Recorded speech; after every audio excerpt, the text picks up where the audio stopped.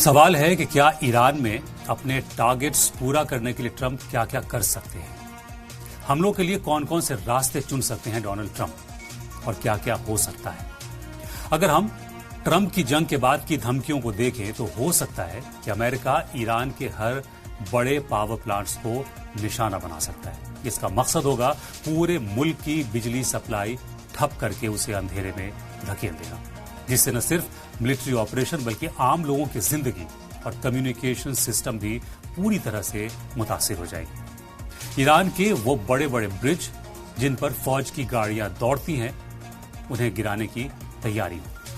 Planning ये भी हो कि रास्ते को काट दो ताकि ईरानी फौज एक शहर से दूसरे शहर तक पहुंच ही ना पाए, यानी राह में रोड़ा अटकाकर जंग लड़ने पर मजबूर करना। इस वक्त दुनिया का सबसे बड़ा मसला है स्ट्रेट ऑफ हॉर्मूज। ईरान ने इसे ब्लॉक कर रखा है, चोक कर रखा है।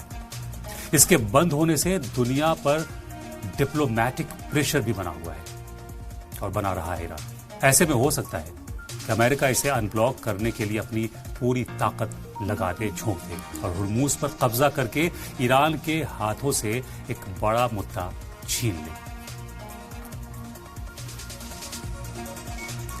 अमेरिका का हमला ईरान के उन खुफिया अड्डों पर भी हो सकते हैं जहां ईरान ने अपनी मिसाइल्स और ड्रोन छुपा रखे हैं।